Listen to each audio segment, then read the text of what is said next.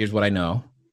You take that $250,000, you start leasing, you furnish it, do all the fun stuff, because a lot of people like that. Ooh, what color? I don't care. Just, whatever. And 10 to 18 months later, here's what I know. You have your $250,000 back and this engine that keeps producing another $250,000. You're listening to Investing for Good, a show that brings you the stories and strategies of people who are investing to build a legacy for their families, create a meaningful and intentional life by design, and impact the world around them. And now, here are your hosts, Annie Dickerson and Julie Lamb.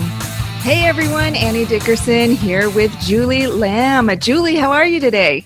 I'm doing excellent, Annie. I'm here in Sacramento at our house that we rented. I'm here with my family. Kids are in the pool, and everybody is finally happy at last. So we're excited to be here, and the weather's warm, and it's gorgeous. So I know you're also on the road, so we've got Investing for Good, the show, on the road right now. So that's right. It's so fun. Yeah. Where are you guys at now? We are currently in Boise, Idaho. We'll be here for another 5 days or so.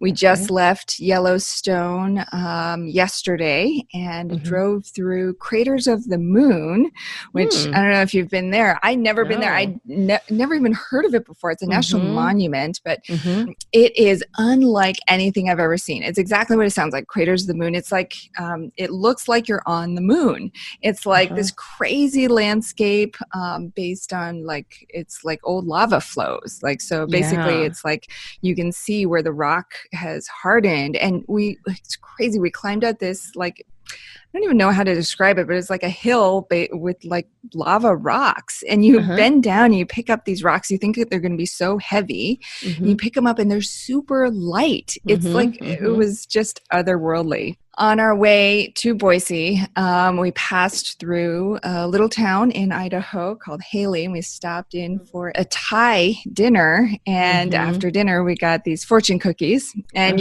my mom is always like, oh, don't touch them. She's like, I'm going to pick mine. Nobody touch mine. And she's like, she picks hers, right? So she picked hers. And then I was like, okay, which one feels like mine? This one. And I opened it, and it was so perfect. You know how sometimes you just get those uncanny messages and you're like, oh my gosh, this is so perfect. So I opened it up and it said, don't worry about the stock market. Invest in family. Yeah. If it had said invest in real estate and family, I would have been like, oh my gosh. Oh, yeah. Oh, that's so funny though, because I feel like that's such a great message and such a good reminder for everybody right now, and where we're living, the times that we're living through, it's not about what's happening in the world with real estate, stock market. Is it a good time to buy? Should I be selling? And what are my returns and all of that kind of stuff? But really keeping it close to the heart and keeping it at home, and remembering that, as long as you're together and your family is together, you guys are healthy and safe, that at the end of the day, that's all that really matters. So when you invest in your family, you can never really lose. And so I love that. That's so cool. That's such a cool little message. I love fortune cookies. I know. You never know what you're going to get. It's totally so fun. This reminds me of our guest that we had on the show today, Jay Massey, and he talked about the Cashflow game that he played, which was what inspired him to get into real estate and all of his investing. And it's just so funny because I have a similar story. My husband and I, after recording that podcast, we played the Cashflow game, and we picked our jobs that we were doing, and my husband that he's still doing in our previous lives. And it's just so funny how things like that happen. But it's, Cashflow game is such a great way for people to learn about real estate investing, just investing in general, and such a good way for learners who don't learn by reading books to, learn about how cash flow works and actually have the chance to kind of play around with it. And he talked a lot about how that inspired him. Yeah, I thought it was so fascinating fascinating how, so Jay Massey is the creator of, and he's the host of the Cashflow Diary podcast. And he was talking about how he didn't know much about, he didn't grow up having learned anything about assets and liabilities, which is what the cash flow game teaches you. And the first time he played it, he was instantly hooked. And then later on, he and his wife thought, wait, can we do this in real life? And they followed the game and they were able to turn that into real life. And now, you know, through Cashflow Diary podcast and through all of what he teaches people about short-term rentals, man, he has just created an empire. It's incredible. Yeah, and I love that, you know, he's our first guest that we've brought onto the show to talk to the audience about short-term rentals and how it works, what it is. And we even got the chance at the very end to ask him such a relevant question, which is how is he, you know, surviving in his business right now with everything that's going on with COVID-19. So it was jam-packed with so much info. It was a little bit of a longer episode, but just so much value. And yeah, I think everyone's going to love it. Here it is, our conversation with Jay Massey. Hey Jay, welcome to the show. How are you? So far, so good. And thanks for having me. Absolutely. Now, Jay, you've amassed, I had to do that, Jay Massey, you've amassed quite a bit. I like what you did there. Yeah, you like that, huh? So you've amassed quite a bit of experience in real estate. You've owned hundreds of units, raised tens of millions of dollars, and I read that you even owned some cell phone towers at one point. But I believe it was when you started looking into short-term rentals that you truly realized the opportunity that lay ahead of you. Now, I want to dig in to that because, you know, you've done so much. So tell us what led you to look into short-term rentals in the first place, and what made you sort of stop in your tracks and say, oh my gosh, this is what I need to focus on. Okay, well, I think Julie's going to appreciate this. It was the numbers. Yeah. So, Gotta love those numbers. They don't lie, that's for sure. They got my attention and kept it, and that's kind of what it is. When you are first getting started, there's the concept of even understanding what is an asset and how do I make one and build it, and what does all of that take. I call that kind of the beginning stages of my career. Then there becomes okay, well, let's just collect a whole bunch of them. Now that I get it, let's grow and scale it. And then there's this next phase, in my opinion, that happens where you got what you think you wanted, but then you find some things that make it less than perfect. It doesn't shine as bright as you thought, and you're looking for optimization. And that's ultimately what happened, and where short-term rentals came in, because the majority of our portfolio was outside of California, which again, that's, you know, neither here nor there. It's fine. It is what it is. But my children, I have 4, my 3 younger ones hadn't seen us build everything. They were too young.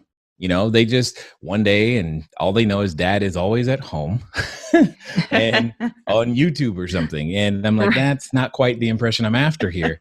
So what I wanted is that I also wanted to have more effect locally. You know, I could go to church and see the people that I see, but if they needed a job, it's like, cool, you want to go to Tennessee? I mean, I can help you there. It didn't quite, you know, mesh, and it bothered me of how could I create more local. And then lastly, it's when you have a portfolio of any size, you learn quickly that deferred maintenance and cash flow are often a choice that you have to choose between, especially if you still have debt service on the property. Now, once the debt service is gone, it's a different story. But for the most part, it's either, do I want to provide a substandard product, i.e. have deferred maintenance, or do I want to take cash flow? And I didn't like having to make that trade-off. And so it bugged me, which meant I was like, okay, how can I run more revenue through these same expenses? And I was looking for ways to increase revenue without necessarily increasing the expenses using the same pieces of real estate. When all of that came together, it was literally short-term rentals is the way to make all of those things happen. And I didn't even know that. What happened is that one of my students came to me and said, "Hey, have you ever looked at this?" And I was doubting and not exactly believing at the time. But again, I know if you do the math will tell you what to do. So I was like, cool, let's get together. Let's look at the math. Let's at least go to my favorite hot dog place. Because then worst case scenario, I had a good hot dog. But I walked away with a lot more at that time. And that was one of the few times I've ever said, not only do you have something great, but it is so great, I'm going to do it too. And what year was this? 2016. Okay. So not that long ago. 16. So maybe like 4 or 5 years ago. Mm-hmm. Okay. And what had you been investing in before that? Oh, it's the cell phone towers, the apartment buildings, all the stuff you said. So commercial property, anything that creates cash flow. And that's one of the things that I want to be really clear about. I am asset agnostic. I don't really care what the asset is as much as I care. Can I leverage it to produce cash flow? Once I've done that, then great. You know, we can talk about any asset you want because it is the cash flow that creates the capacity for significance, if you will, because many of us invest our time, our most precious asset, doing things that we don't necessarily like to do all the time. But being able to take the need to use my active daily life to create an income, taking that off the table now frees me to do what I choose to do, not what I have to do. And had you always started, you seem like you have a really great mindset and philosophy around this. And was this something that you were brought up with or something that you learned along the way? No, my kitchen table was like most everybody else listening. It was, boy, eat your beans, because I didn't eat those either. So don't worry. No. What happened is when my wife and I first got married, one of our best friends, couple, they invited us over to their house to play a board game. The board game turned out to be what everyone knows as Cashflow 101. I had never been introduced to any of those things. I didn't know anything about it. The only thing I knew is after playing the board game, I was, I'll call it hooked, to say the least. Because that first time, can you imagine you're inviting some friends over? We come over, we start playing at 6 p.m. and I'm so excited, I convince you to let me stay and play till 4 a.m. in the morning. Whoa, because I couldn't let it go. It was too amazing what was happening right here. I want you to understand that, because that's what happened. Yeah. And we just kept playing. And then one day, I remember we were driving back home from their house, and we just go, I wonder if we could do that in real life. Huh. Yeah. And I wish I was making it up sometimes, because it's so unsophisticated what I'm about to say, but this is exactly what we did. We started looking for, we started scanning the newspaper headlines, looking for situations that sounded like what we saw on the cards in the game. And then when we found one, we'd match it up and go, well, in the game, this is what I would do. Okay, let's do that crazy. Then. Yeah. That was it. I had, and we just kept going from there.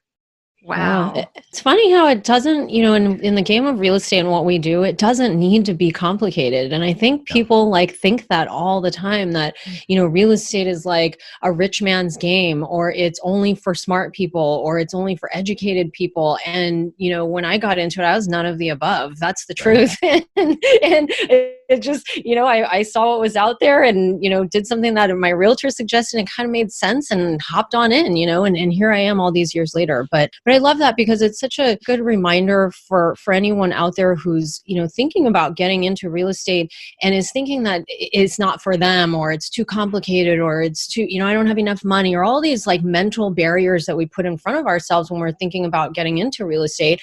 I love that. I love that it can be so simple, that you played a board game and that inspired you, and that opened the door and led the way. Because it can be something so simple as hearing you today on the podcast talking about, this board game. And then somebody goes, well, let's go and buy it and let's just play and see if we want to stay up till 4 a.m. and play this game. Oh, yes. Yes. So yes. I love that. Do not call me at 4 a.m. Yeah. Well, for those people who might be listening who have never heard of this board game and who have never played it before, tell us the basic premise of the game and what about it hooked you? So the basic premise is to simply understand, this is one of the first lessons, what to do with the money that you have left over at the end of every month. So first of all, you're like, wait, there's money left over at the end of the month? I know, if that in and of itself was like, that can happen, that is your first lesson. Congratulations. There should be crafting a lifestyle such that there is money left over at the end of the month. That's number one. But the thing that caught me was there are 12 occupation cards, 12. They range, doctor, lawyer, janitor, teacher, mechanic, you get the idea. And what I realized is it didn't matter which occupation you had. Mm-hmm. We all have a neuro association with certain words, because when I say the word teacher, some of you get excited and some of you cringe because you're like, there's either a teacher you really liked or a teacher you really hated, or your relationship to authority is either positive, negative, whatever. You had a reaction to it. But when I say doctor, you have a completely different reaction to it. Mm-hmm. And when we're talking money and I go lawyer, you're like, oh yeah, that's what I want. Mm-hmm. And what I saw, one of the very first lessons was like, it didn't matter. It was still possible for the janitor. And in fact, as you get to know the game, you learn that the janitor to some degree has an advantage over the doctor. And you're like, wait a minute here. There's something going on. How do I make this work? And it just invites me to go study and figure it out. And what are the leverage points? And how do I make this work into my favor as opposed to not? And like it, lump it, or leave it, no one in my community, no one who looks like me is raised in our neighborhoods. We're not told that things like that are for us. We're just not. It's not suggested. It's not even implied in any way, shape, or form. And it was one of the first times where I began to realize that also on those occupation cards, nothing else mattered but money left over at the end of every month. Mm-hmm. Like nothing else mattered. The marketplace, the board game, it didn't care that I only had a PhD. That's called the public high school diploma, for those of you wondering. It did not matter. All the things that I can come up with as reasons why I can't, the board game didn't care. I just started playing, I guess, life to some degree that way, looking for where people didn't care so that I could just provide value and find my way in. I love it because the person who created that game, if I'm thinking of the same one, is the author of the book that most people, when they come on the podcast, say that was the thing that started them off. And for everyone listening, the book I'm referring to is The Little Purple Book, Rich Dad, Poor Dad by Robert Kiyosaki. And so he created that game. And so folks out there who are different learners who don't learn by reading a book can go out there and buy this game and potentially learn the same way Jay did. So it was a while before I even knew there was a book. That was actually the funny part. The funny thing is, he actually, most people don't know this. Most people thought that he wrote the book first and then created the game. The game came first. That's right. And then the book was almost a marketing tactic to drive people to play the game. They had spent tons of money developing this game, play testing it over months and months, and they developed this game and they were like, great, how do we get people to buy this game? And he was like, I will write a book. Well, to be honest, I mean, he did price it. It was $200. It was. So, that for a board game relative to most other board games people have played, it's like, why on earth? What kind of board, what on earth does this board game do? Does it cook meals or something? I don't understand, So I can see why there are some other things that were in the way. However, once you got past that part, you learn very, very quickly. It's the best $200 you could have spent. I mean, it's no longer priced like that, but it was definitely the best $200 a family could spend. So you played the game and I'm curious, do you remember what card you had? What was your... No. Because I played so many of them. You were everybody at one point. There was no going home. We're going to keep playing. We're doing this again. Do it again. Yeah, there was no going home that so night. Funny. Mm-hmm. So you played the game. So you go out there and you're comparing cards to what you find in the headlines. What was the first investment that you did or that you found and that you actually pulled the trigger on? Well, what's funny is that hopefully my wife doesn't listen to this one because she hates this part of the story. Because we made a couple of we've made some great decisions in the past, and then I have the habit of selling too early, and she's like, no. So there was one Netflix, one of those when. Yeah. I know. You're like, these It used to be DVDs, in they're a not single going digit anywhere. type of situation a long time ago. And yep. I sold that one. And then but the one that really lit our fire was I don't even know if that company's still around. It was Universal Guardian. They were selling security equipment, industrial security equipment to help right after. It was like all after the whole Patriot Act, 9/11, all that stuff was like hot and heavy and coming on strong, and companies were trying to serve that market. And we happened to buy it at literally the right time. Mm-hmm. And inside the game, there's one card that goes from $1 to like 40. Mm-hmm. And by the time we had, done this, we had played the game enough to know, well, you get that $1 card, you go all in. Whatever you got, just get it and make it happen. And that's what we did. And then we waited, and then it actually went up some, like, I don't know, I think it was like 1,000% or something. And we're like, okay, this thing works. This is crazy. Yeah. Oh my God. Mm-hmm. It's ours. It was off. It was over at that point. Like literally over. I was done. There was no more out. It was get out of my way. What else don't I know?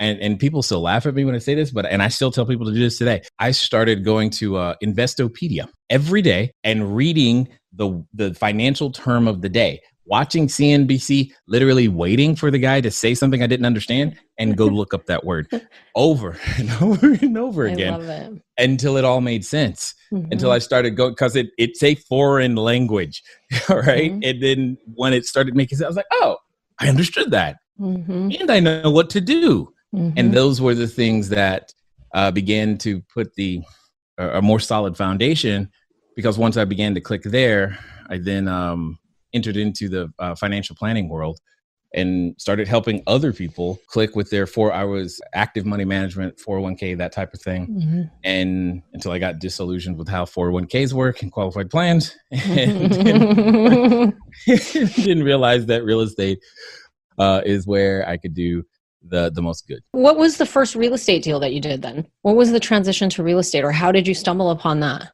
Stumble. It's more like crash and burn. So my wife, when she's pregnant, she has a condition known as hyperemesis, which basically means she can't eat or drink when pregnant. So, oh no, calling me scared. And then I don't know what to do, so I'm freaking out. But I was trying to blow off steam, so I went to go play volleyball. Long story short, punctured my lung, and then I ended up with a condition known as pleurisy, and I could not walk and talk simultaneously without fainting. So if you can imagine, I am the financial planner who can't talk and walk simultaneously without fainting, and she can't eat and drink. This is how it is. Okay. So, and being the financial planner, we had all of our reserves. We did what we were supposed to do. Mm-hmm. But that's when we learned that might not be enough. Right. And it was where I got introduced to the concept of, you know what? I need a source of income. I don't necessarily need a job. Right. And I didn't yet have a big enough book of business to where I didn't have to keep going to work, that type of thing. Mm-hmm. And I was like, man, this is a problem. So real estate came as a solution that was suggested by another friend. He's like, look, you need to become a real estate investor. I'm like, dude, my credit score is 398. I literally have no money. I hope you are the one paying for lunch, because I can't. I'm not ordering because I can't afford it. So that we're clear. We were making decisions, electricity or food. That's really like where it was. Mm-hmm. And he's like, yeah, you should become a real estate investor, which made literally no sense, because I'm like, how? And it was one of the few times where, because I think all of us as humans do this when we're presented with the opportunity. We do, like you said, we think of all the reasons why we can't. I'm too tall. I'm too short. I'm too big. I'm too small. I'm too whatever. I'm always too something. Mm-hmm. And it was one of the few times that I did not let that happen to me. And I just said, okay, all right. Because I was almost as a challenge, like, okay, boy, come on, let's do this. You won't. Okay, good. You're going to have to show me how to do this with literally no money. And I wanted to define it for him because, see, I know I had sat with enough people as a financial planner to know that everybody has a relative number where they feel like they have no money. Sometimes a client would say, yeah, Jay, I'm down to my last $2 million. I don't know what I'm going to do. Right. But, you can't tell them that at that moment, but that's what you're thinking in your head. Like, you don't even understand. Right. So I was zero, though. Like, zero would have been an improvement, actually. And I wanted to make sure he understood that. And he didn't blink bad. And I was like, okay, cool, let's go.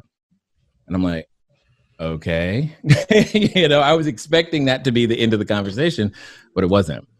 And really long story short, the first transaction ended up being a 2-bedroom, 1-bath house in San Bernardino, California. Closed out on June 18th, 2008. And you want to talk about ironic? I was squatting in bank-owned property. Like, literally, house was being sold on the auction block. We were hiding from the sheriff so they could not serve us. We got good. Okay. Because they're coming. We know it.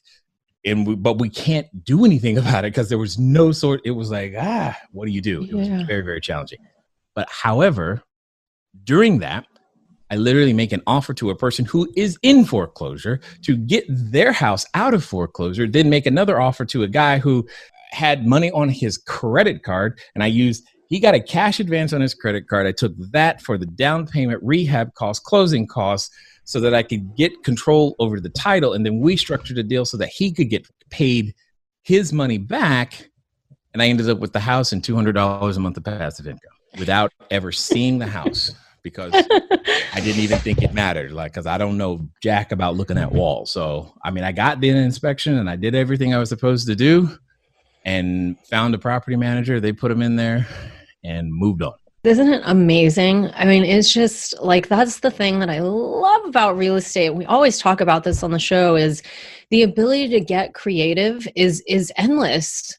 You can, it really is. And as long as you have the desire to do it and the persistence and the creative mind to figure it out, you can figure it out with no money or in debt or whatever it is, to pull yourself out of where you are to get yourself to where you want to go. And that's the thing about the marketplace, is that we spend a lot of time teaching people, look, it's not about you. It's about what value can you deliver to the marketplace. The marketplace really doesn't care, honestly, about you. Your need is irrelevant. No one cares that all I need is another investor and I can just get this deal done. Nobody cares about that. What's in it for me? What can you bring me? How can you help me solve the problem I have? If you are capable of doing that, then we can talk. And that's what I began to learn. The guy with the money on his credit card, he didn't really care about the money per se. He wanted to earn more money with the resources he had. And I figured that out. The lady who was in foreclosure, I was ahead of her. I knew what was going to happen. So I could clearly help her. Be like, if you want to avoid these things, hey, I know I can help, So all I had to do, which again, it's crazy, but that's literally what we did. It was like, okay, cool. If I can put together the resources to solve her problem and he's got a different problem, together, both of those things can work. And then, somebody needs a place to stay, and then somebody needed to manage it, because I knew it wasn't going to be me. And I was like, wow, there are people who will do all of this. Great. Let me pull them all together and hey, let's get it started. And that's exactly what entrepreneurs do. We organize other people's resources and put them to productive use. Period. That's all we've ever done. And then it was just a matter of doing it again and again and again. We can play, every human can play any game if we know the rules. And you can make a case that most of us don't know the rules. We're definitely not taught in the places we expect it to learn things like this. And we must, though, in order for financial survival, even, if you will. And after we closed that first one, 3 weeks later, see, and this is my point, it's kind of just like the cash flow game. 3 weeks later, I did 11 in that week, because it's like, oh, that's what I'm supposed to do? Got it. Be right back. And we did it. That's exactly what happened, because I was fighting 11 separate 11 closings. properties? Wow. 11 closings 3 weeks later, because I was fighting for food. I needed to eat. And you want to talk about accountability? Have no money for food. You get very accountable every day. Every time you feel the hunger pain, you're like, what did I do to fix that problem today? Right. Yeah. And I'm not saying please starve yourself or anything of that nature. And you don't even have to go there. It's just, that was my situation. It wasn't because I was trying to do real estate at all.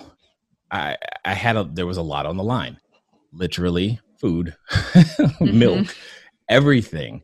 There was no room for assuming that I was going to eat even next week. That was the problem. I couldn't look too far into the future and go, oh no, we're okay. I was looking at the next day. Like, cool, I solved the problem for today. How do I do it again tomorrow? Yeah. And that's how we ended up being wholesalers. That's how I learned to just keep the pressure on. That's why we ended up doing like 200 plus wholesale transactions. That's what I knew. I knew I had a new toy, right? No one told me that I could do that before, but I figured it out and just kept going, right? Until I encountered the next problem, which turned out to be taxes, because you do a whole bunch of wholesale transactions and the IRS has a lot to say about that. And I'm like, I don't like that. So that's how we ended up starting holding the properties, because it's like, I don't want to do that again. Yeah. Well, I mean, I think one thing you mentioned earlier is that, people playing by the rules, right? And I think that there's this misunderstanding out there, or not misunderstanding, but a lack of information out there where people are left to, by default, play by a set of rules that were handed down to them from, generations before, or like society handing them, here are the rules, here's how we play life. You go out, you get a job, you buy your house, whatever. I feel like for us as real estate investors, we've discovered another set of rules that we can live by. And once you learn to play by these new set of rules, it's like it just opens up a whole new game, like you said. And once you understand the rules of the new game, it's like, okay, now I just go out there, play by these rules, and I rinse and repeat. And that's what you did. That's it. And an easy way for those of you wondering, like, what is she talking about? What rules? Just ask yourself this question. And I'm going to use 1933, the year 1933. Just pretend you are a person today, but it's before 1933, because the rules had a major shift in that year. Also 1913, but it was mostly 1933 when we're talking about the stuff we're talking about right now. If you just have to ask yourself, what did not exist prior to 1933? How would I, if it was then, do X, Y, and Z? Then we'll open up the ability to be creative around what you could and couldn't do. See, and in fact, especially, oh man, there's just so much, because understand the FHA wasn't always around. There wasn't always government insured loans. That didn't always exist. Now it's always existed since you and I have been around, and that's great, but that only satisfies a certain percentage of the marketplace. Well, what about the percentage that it doesn't satisfy? And that's where I'm strongest. If you want your government insured loan, great, knock yourself out, do that. But when that doesn't work, give me a call, because I promise you I got a solution. And that's where I'm strongest, when there is no traditional lending available, when there is no credit available. I didn't have credit as a resource. I didn't have it. I started with none of it. And I had to learn to create value without going with, I'll just give you a whole big down payment. And those are the things that the people did before 1933 in order to get real estate transactions done. And that's a lot of where the creativity comes in. And that's a lot of where understanding the tools and the process of how to make a transaction actually work. And that's the key. But once you have it, now you have a choice. Do I want to participate? How do I want to control and conduct this transaction. You're not limited by a FICO score. They didn't have one of those. Okay. I'm not limited by a FICO score, whether or not I can do something. Mm-hmm. And those are the things that I think we look at today and just go, well, I don't have a FICO. I don't have this. I don't have that. So how can I ever? Who's going to let me have a property? And that's the level of thinking that must be elevated in order for you to make the progress. Yeah, I think that's a common theme that we've heard through many conversations that we've had on this podcast and otherwise, is that a lot of people who see massive success in real estate, they weren't the ones who started out with a pile of money and they were like, which house should I put this money into? Which building should I buy? They're always the ones who are the scrappiest, right? They had nothing to start out with, or sometimes they were heavily in debt to start out with, and they had to figure out a way, just like what you were saying. They had no other choice. They had to figure it out. And what I love about your story too is, a lot of people who, before they get into real estate, or people who haven't invested in real estate before, they think, oh, well, that's just a way for certain people to get wealthy and get rich. And, it's for snobby people. But in fact, it's the complete opposite, right? And your situation is exactly, I love that about your story, is that real estate is really about creating a win-win solution. And here you are, and you had pretty much no experience in real estate. And you come in, and you're like, wait, this person has a problem. This person has another problem. Wait, I think I have an idea. I can solve both people's problems, and I can help myself in the process. And it's genius. And I think a lot of people don't realize that is truly what real estate is all about. And which to that point, it's not about even having experience in real estate. It's about having experience with people. See, it's people that have problems. You're just looking for the people with problems who happen to have real estate. Period.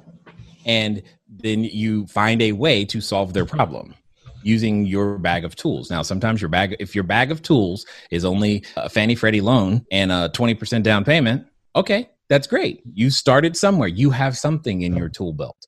Add more tools and learn how to use expert tools expertly. This is because it's everything. You can't just know about a tool. You have to know how to massage it and use it expertly. A basketball in Michael Jordan's hands, even though he's darn near 70, it's still better than a basketball in my hands. Period.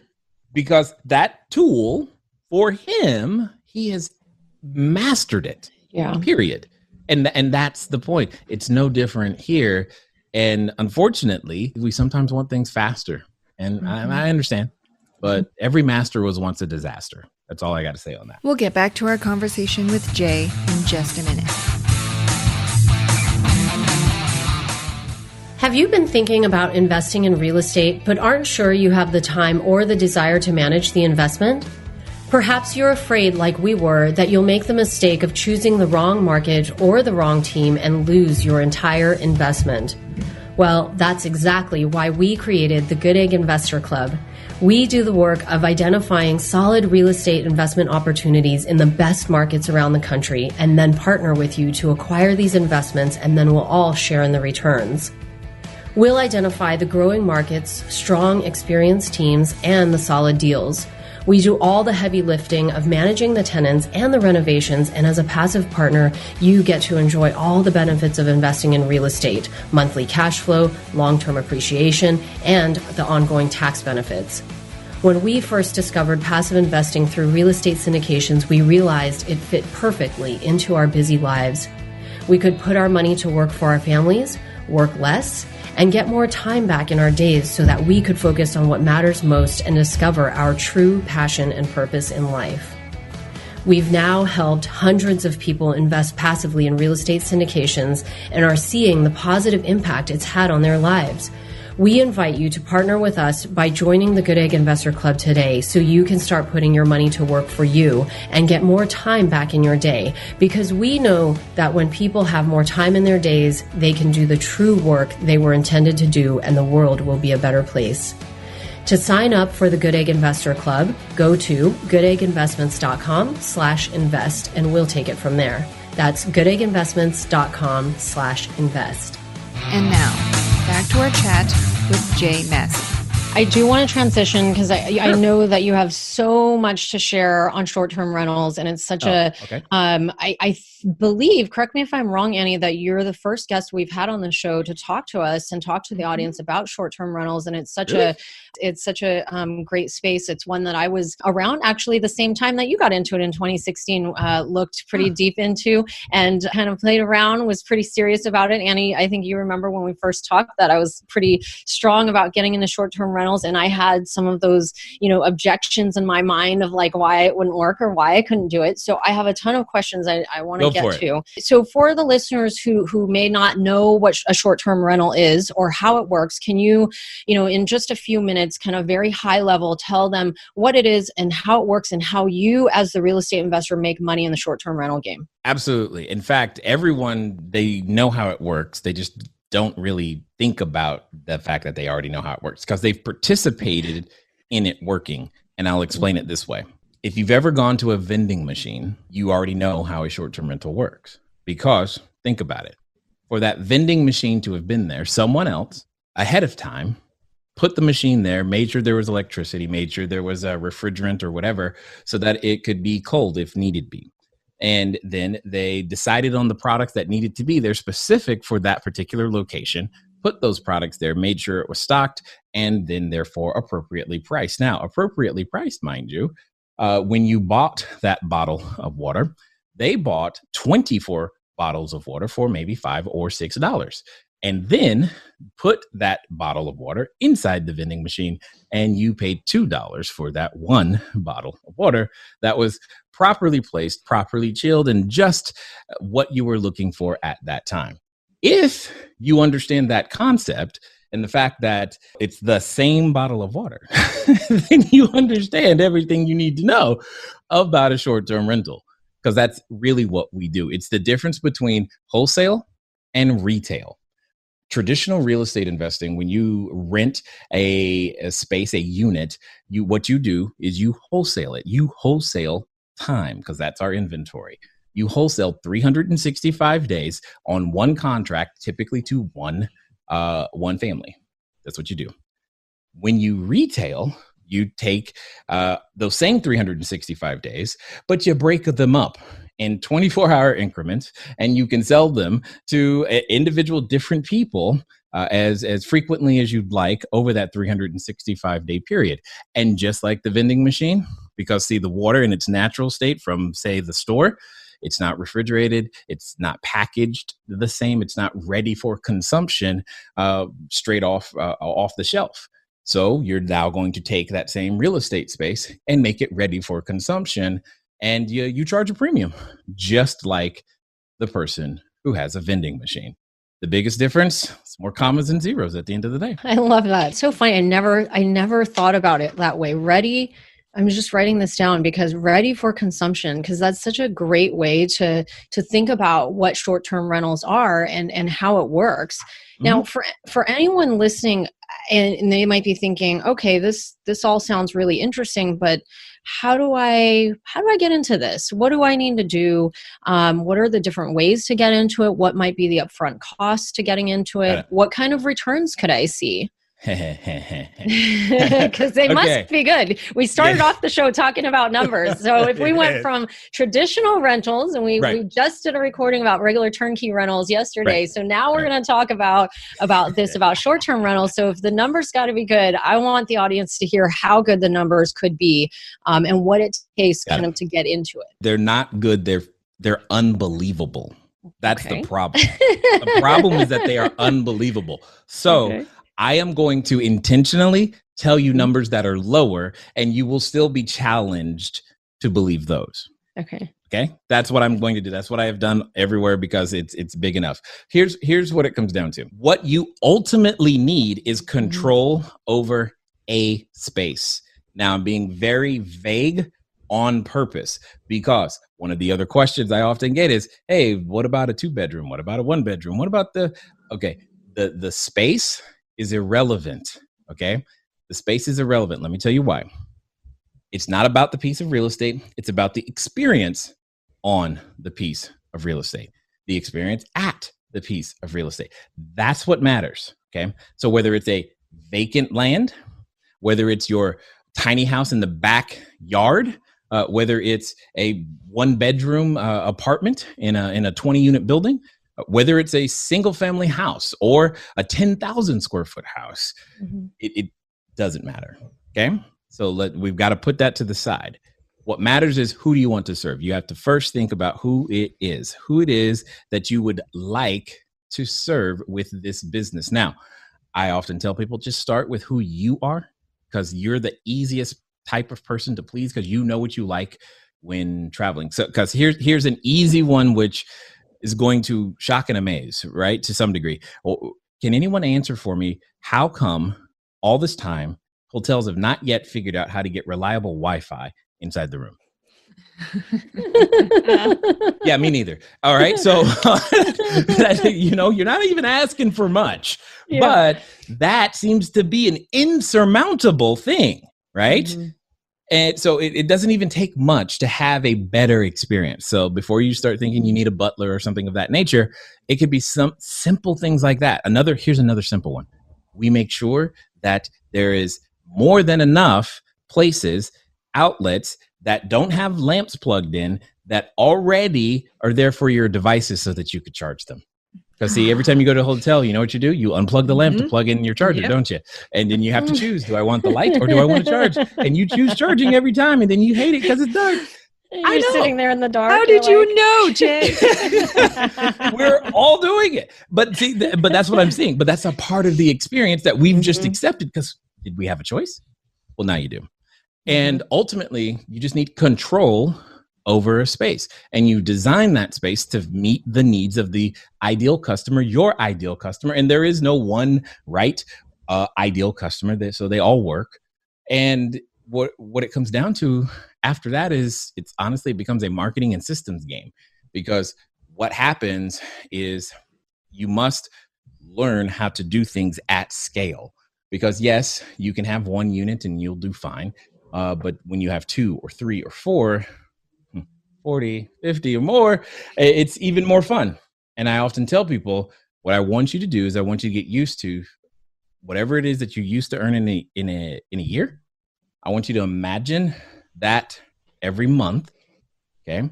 And then I want you to imagine that you're able to do that every month on 1 hour a day. If you can just swallow that idea, that's what we're talking about. Because the markup, if you will, the margin, I tell everybody, just double whatever traditional rent is. So if you have a 1-bedroom that would normally rent for $2,200, your revenue is probably going to be around $4,400. All right. Especially on your first 12 months, because your first 12 months should be the lowest ever, because you don't know everything about the area yet. You don't know everything about your customer. So just double your revenue and take whatever your annual expenses were and add about 10% more. And that's going to be, so your operating margin right there. That's going to be a general understanding of where you're going to lie, which is great. So in the net of it all, it ends up being usually no less than 20% net profit, sometimes as high as 60%, depending on seasonality, because that is the one thing, the hardest thing about the entire business is figuring out what the pricing needs to be. By far, there is nothing more difficult. And because once you've got that, it's all system driven, because there's somebody else who's willing to clean it. There's someone else who's willing to talk to your customer. There's someone else who's willing to fix the doorknob. There's someone else who's willing to handle any sort of emergency or additional services that you can offer. And typically we tell people, expect 100% of your money back, anywhere from 10 to 18 months. Wait. I know. I told you. Come on. Yeah. I know. You're telling me I can buy, let's just take the 1-bedroom apartment. You're telling me I can buy a 1-bedroom put however much I'm going to put in, buy all the furniture, buy the can openers, the cutlery, all that, Oh, God, get I hate property the kitchen. manager, get all of that, and I can get all my money back. 10 to 18 months. Yeah, that's what I discovered. That's what made me stop. Because I was like, hold on. What did you just say? Show me those numbers. I don't know. That can't be right. And then I'm like, all right, you got to understand, I'm at my favorite hot dog place. The hot dog is getting cold and I've forgotten about it because I'm enamored with this spreadsheet because it's way more tasty at the moment. You know what I'm saying? I have never seen anything quite like this. And I'm just like, okay. Because it was one of those moments I was like, okay, all right. Well, if that's true, then that means, you don't know what you have, do you? And you could see it in their face. They're like, no, we don't. That's why we're talking to you. I'm like, I'm like, this is amazing. If what you're saying is true, this is why I said, not only do you have something that's great, and I'm going to show you how to do it better, I'm going to do it too. Yeah. Dude, that's what happened. I went to experiment with it. Hey, let's test. Let's see. Is it really like that? And what happened is that in the first 6 months, we built just a short-term rental portfolio by itself that was 7 figures. And I was just like, okay, wait a minute. That happened too quickly. Like, that's what I felt. I'm like, this was I had never built anything to 7 figures that fast. I was like, what am I missing? What don't I know? What is going on? And that's when we started slowing down. We started sharing the information. We started systematizing so that we could see can other people do it? And well, today we have students in 16 different countries. We've had our most diverse group of students ever. So with that being said, you must speak English because it revolves around people. It doesn't revolve around some specific law, some sort of, opportunity zone or stuff. It just revolves around people. People like having a roof over their head or an experience at a piece of real estate everywhere. And the system is the same. And it's like, wow, this is amazing. And that's why we take people now through what I call the 3-phase system. So I try to deter people from buying real estate up front, because the only thing you need is control. You can use a lease, you can use lease options, you can use lots of tools for that. So let's move past that for a second. If you had $250,000, for example, here's what I know. You take that $250,000, you start leasing, you furnish it, do all the fun stuff, because a lot of people like that. Ooh, what color? I don't care. Just, whatever. And 10 to 18 months later, here's what I know. You have your $250,000 back and this engine that keeps producing another $250,000. That's what I know. When I saw that, I was like, okay, that's my golden goose. I'm going to teach people to build these geese, whatever. I'm going to teach people to build these things so that it can keep laying down payment eggs. The problem with purchasing too soon is it slows you down. Your cash on cash return drops through the floor. Everyone's excited about that first property, but how long does it take you to save before you get to the second? And see, historically, what you do is you go, well, cool, I'll syndicate. Fine. That does work. But now you got, 400 investors you're dealing with over time, depending on how many deals you do. And that becomes a thing all on its own. And it's like, I didn't sign up for this, but I don't have another way of I know what you mean. Like I said, it's just been me solving the problem over and over again. And then it was like magic, so to speak, is like just to realize that, hold on, if we do this first, and if we can just delay long enough, delay that gratification just a little bit more, you can end up with both. And now here's what happens. Some people, sometimes they go, well, shoot, I got all my money back and that worked. How about I double it up and do it again? I'm like, yeah, me too. I understand. Because now we're not talking about buying C-class out of state. Now we're talking about B-class in-state. And you double up again. You're like, well, shoot, A-class in-state. That's what it is. And then I had to look at it from the whole. It is the same. It's what is known as an asset-light model. It's the same model that the majority of the flag hotels, and when I say flag, think your Marriott's, Wyndham's, etc. It's the same model that they use. It's the same model that McDonald's uses to some degree, right? All we're doing is we're taking space and putting a business, quote unquote, on top of it to help us pay for the real estate later. That's it. And it just so happens that the business that's on top of it, you know what? It creates a very significant amount of free cash flow. That is the downside for sure. You better have a tax plan on the other side of this thing, because it does create a lot of taxable income. So that's the downside. And in the middle part, all of you who are long-term traditional real estate investors already know what you're complaining about, because it literally comes down to systems. Yes, you have to clean it. Yes, people break stuff. Yes, people steal stuff, and it's all systems. Okay, that can be handled, right? It is not uncommon. In fact, some of my students witness this, because in one of our programs, what we do is that on Tuesdays, I have my short-term rental team come on board, and all of the students in the program get to watch us deal with whatever problems are going on in real time. And oftentimes what they see is they learn at the same time I do what happened. So whatever happens. Oh no. And they're learning it real time. But typically what ends up happening is that by the time I'm learning about an incident that occurred, it's already resolved. And the team is more reporting to me what happened, because again, it's systems. And that's the key. And the systems are now possible because of technology. That's what changed. It's technology that changed, that created an opportunity for me, for all of us to have a completely different outlook on this whole real estate thing. Because I know it takes time to save up that down payment, and you've got a whole bunch of things that you've got to do in the meantime in order to make it work.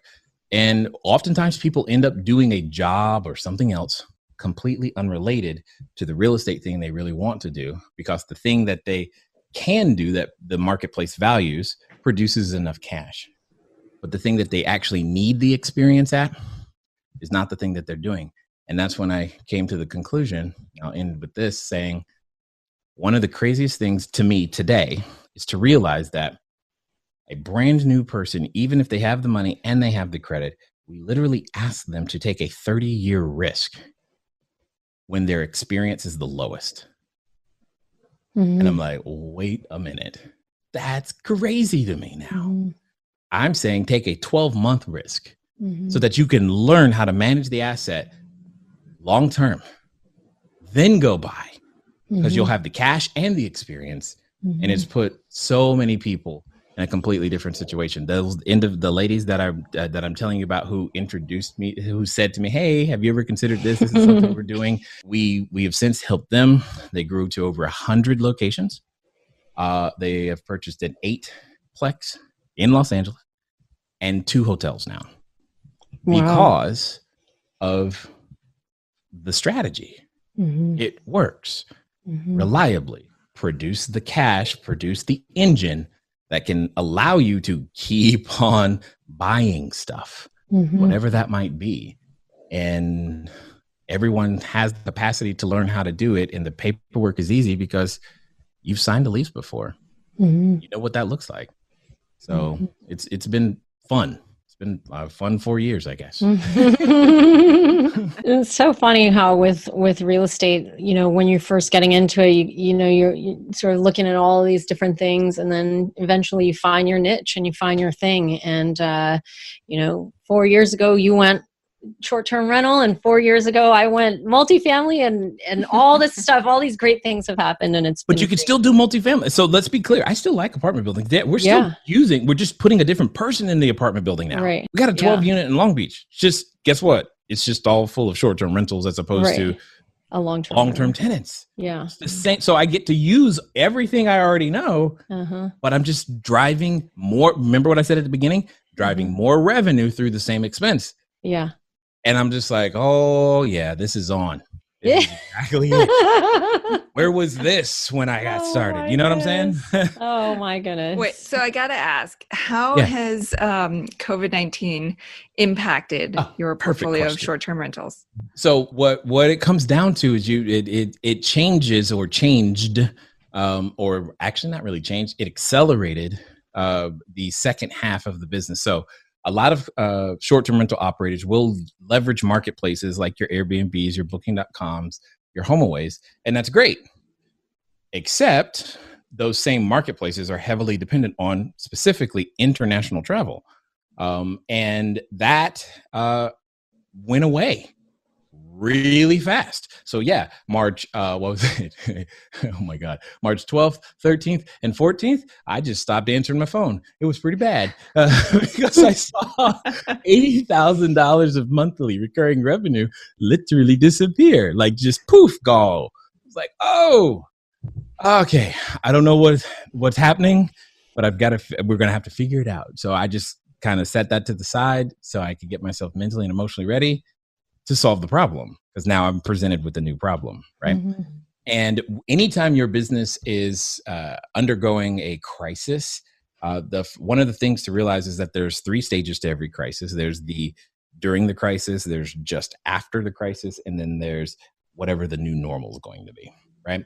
So that was the first thing to understand. Then you reevaluate the 5 areas of how your business works. Like, who does your business serve?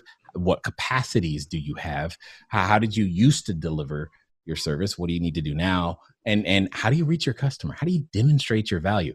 Anyway, we had to go back through and re-ask all of those questions from the beginning. So here's what happened. What came up was a realization that, well, one, we needed to develop new cleaning procedures. So that's what we did. Cleaning, sanitation, sterilization, all that stuff. And so now our staff has a 63-point checklist, I believe it is, that is just related to COVID-19. So that was one of the first things that got implemented.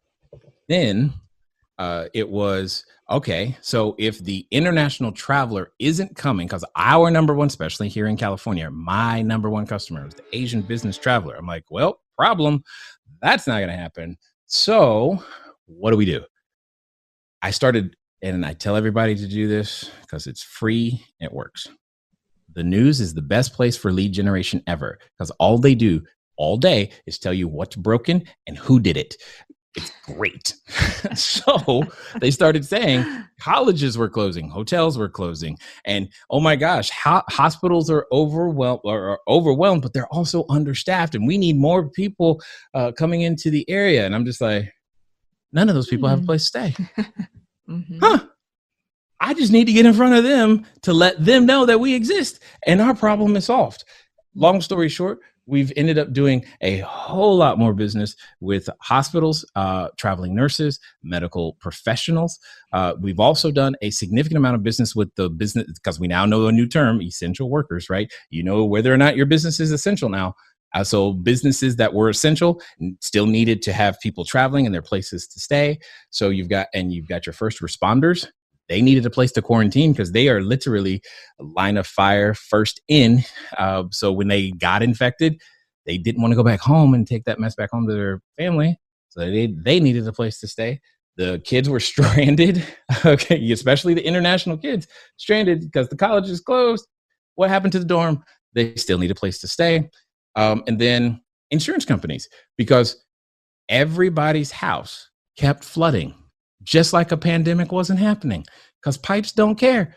And it was like, awesome. So it was repositioning and making sure that we had relationships with all of those things. We even went so far as to go to other hotels and other extended stay hotels to let people know that we were in the area, because the extended stay hotels we know aren't offering the same level of anything that we're doing. We're a better dollar per square foot. We're a better value. There's so many different things.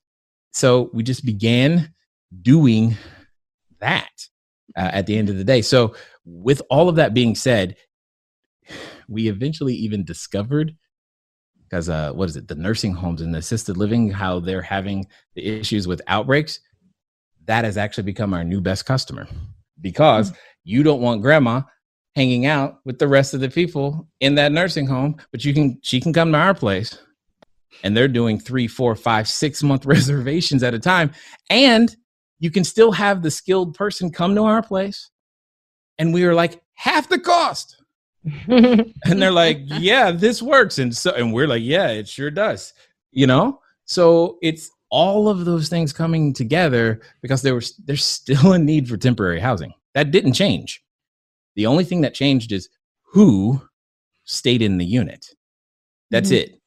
And which was and has proven itself to be an advantage to again, remember, if you sold 365 days to one family, you had a single point of failure for all 365 of those days.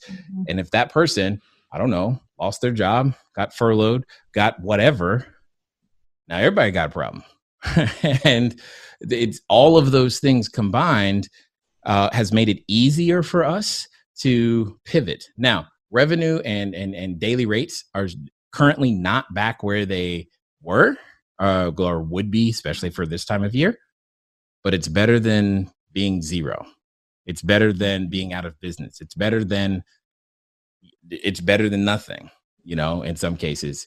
And that doesn't even include the military because they're still moving people around too. So it was a re-examination of all of those basic things, just got us to look in a different direction. So you know what, right now, I'm not going to get any of my normal, I don't know, around February, because we tend to do a lot of business around Lunar New Year. Probably not going to happen this time. Okay, that's fine. But we're ready because we have already made inroads in other places. Wow. Thank goodness. I'm glad to hear that you guys are at least keeping afloat, because things could definitely be worse for sure. So glad to hear that. And it's so many more questions that I didn't even get to ask. I'm here. You do you. I'm good either way. Yeah, we'll have to do a second episode and deep dive into all the strategies and all the other questions I wanted to get to. But let's move on to the Investing for Good impact round. And we're going to ask you a couple of questions around investing for good. Okay. So the first question is investing in yourself. So what is one way that your investments are helping you to live a better life? One of the investments that I've been making since, say, 2003 is to consume at least 2 books a month. Nice. That's an investment that continually pays. And I can't even tell you, there are so many more possibilities, so many new ideas. A lot of the problems that I experience anyway, the solutions to them come from other people. And one of the easiest, least expensive ways to access other people's ideas is through a book or an audiobook or podcast. So I do a lot of that. Yeah, I love that. Sometimes for me, I get trapped in a certain mindset, and then I'll start consuming books like there's no tomorrow, on the particular topic. And it's like, boom, all of a sudden my mindset, 2 months later is completely different and ready for whatever it is, or more able to, deal with whatever it is I'm trying to go through. So I love that, which is a good lead into the second question, which is, what is one investment strategy or hack that you might be able to share with our audience that will help them catapult their investing journey? So reading books is definitely one, but what's another one that you might be able to share? One of the most important that I think gives me an advantage, especially when I'm doing something I've never done before, which could relate to a number of people, is a willingness to fail fast, fail forward, and fail frequently. It is through that feedback loop, because that's what a failure event is. It's hey, you tried it this way, it did not work. That doesn't mean it is worthless. It doesn't mean that it's not a worthwhile goal. It does not mean that it is not for you. It means the way that you just attempted it did not work. It is an experiment. And the more versions and iterations you can get through in a shorter amount of time, that's what gets you the experience. That's what gets you ahead. That's what gets you in a position into which you can actually realize the success you're looking for, period. During this pandemic, one of the things that I tackled, I don't know what to say, is I went and got a Peloton. Now, stick with me. When you first get an exercise bike, there's so many hurdles. Am I really going to sit on that thing and do it? And then you're like, okay, cool. I'm going to make myself sit on. Great. But when you first do it, it hurts, because you're not used to sitting on the silly bike. And everybody goes through it and they go, oh man, what do I got to do to make it not hurt so much? And some people go down the road of doing a whole bunch of research, trying to do all this other stuff to make it not hurt before they get back on the bike. While they were doing the research, I just stayed on the bike and kept going until I now just don't notice it and it doesn't matter. Right. And those small things sound like, oh, well, what difference does that make? Well, it's the difference between seeing faster, more consistent results in my cardiovascular system than maybe I would be, because I'm only riding once, twice, 3 times a week versus literally, I now ride literally every day, at least an hour, sometimes more, because it's just it's like awesome. So, and it's not a big thing, right? But that it was willingness to endure that pain at the beginning consistently, really fast, and just get it over with. Yeah. That made all the difference. Yeah, I love that. I think that's a good thing for people to take away is whatever you do, just do it. Like, get out there and just start doing it, and make the mistakes, because the mistakes are the things that are going to help you move farther, faster. When you are not doing, you are not going anywhere, and you will never progress. You'll never do anything. And so get on that bike, endure the pain, and ride it out. We should follow each other. I have a Peloton too. Yes. Let's go. Yes. I had no idea how much technique it was involved in cycling. I did not. I just didn't know what I didn't know. Yeah. But once you got that down, it's like, oh, this is different now. I know. And we got it earlier this year, before the whole pandemic thing happened. And it has been like the thing that has saved my husband and I from like going insane this whole time we've been on lockdown. So yeah, I can't. Exactly. I do the yoga, I do the meditation, I do all of it. My husband just got his 100 his Yes. So anyway, I should be at my 60-day. So the 60-day streak at the end of this week the beginning of next week is what it should be, because we will have had it for 60 days. Yeah. Nice. Well, good for you for riding it every day since you got it. That's awesome. Yep. We'll do another episode where we just talk about real estate and Peloton. I'm in. All right. Okay. The last question is around investing in the world. So what is one thing that you're doing right now, or that your investments are doing right now, to help make the world a better place? Images are powerful. Because they allow humans to make associations. They allow us to make associations that sometimes we may not necessarily make. There are images in marketing. There's images of what society thinks is beautiful and is ugly, mean, aggressive, all these things. Images are powerful. So one of the images that I think we need to see more of is individuals who are living close to their values, individuals who are passing those same said values on to their children. What we have been doing and consistently promoting and telling people is helping them to understand that COVID, no COVID, either way, a lot of what you're experiencing in terms of staying at home, that's how we were choosing to spend our time and invest our time anyway. And the fact that our kids are not necessarily in school, it's inconvenient, but it doesn't wreck our lives because we have to go somewhere. But there's a lot of extra freedom and choices that we've been able to make, and Lord willing, we'll be able to continue to do.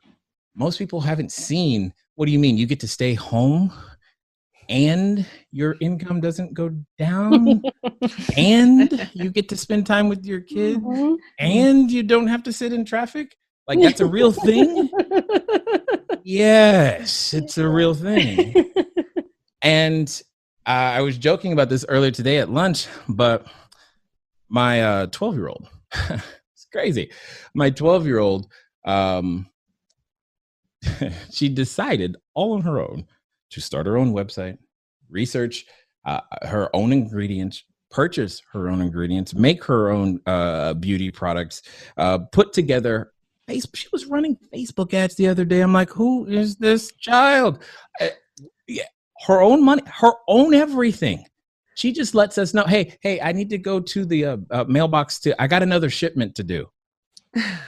Wow. That is the extent of our involvement. She has not needed a stimulus check. You know what I'm saying? It is like crazy. Yeah. She's her father's daughter. Yeah. But that's my point. How many parents want to be able to have their kids catch that? Because we never sat down and said, okay, honey, here's what you need to do in order to make your business.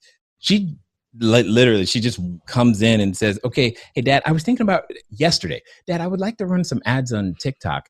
Do you know what a business ID is? And I'm just like, yeah. Because it's not the conversation I had, growing up. Yeah. Definitely not at 12. Yeah. But that's what we're talking about, is being the example that lives close to the values. When you can do that, that's powerful. When your friends know that that is what you do, they want to know, how do you do that? How can I do that? I can't think of a parent that doesn't want more of that. And here's the frustrating part. In a few weeks, months, who knows? This whole COVID thing's going to blow over. There's going to be something different that you're going to be dealing with. But one of the things you might be dealing with is physically going back to work. Have you taken any part of this time to create a situation such that you don't have to? See, before you thought you had no choice. Now you've learned forcibly that you could probably make some different things work if you have to. How can you make that permanent? How can you strive? Who is out there that you can see? Because it is so much easier to model when we have those images. And a world, to me, where people are living closer to their values, well, that's a world that's probably safer for an individual like myself. And I think it's a world that I want to be in. Well, it's clear, Jay, that you are indeed living your values and you're paying it forward through your family, your friends, your community, all the programs that you've established. Now, if somebody who's listening is like me and they're like, wait, I want to go back to that part where you can get your money back in 10 to 18 months. How do I? So, right. He said that. Was that for real? Yeah. What's the best place that people can go to learn more about you, all that you're doing, the programs that you've got, and connect with you? Got it. No problem. And I'm going to do you one additional favor, because this is one of the major things that I think gets in people's way. So I'm going to give you a goal really from the beginning. Cashflow Diary is the name of the company. Go, you type that into Google, whatever comes up, it's probably us. Anyway, we have a podcast in iTunes and all the other places. So cashflowdiarypodcast.com.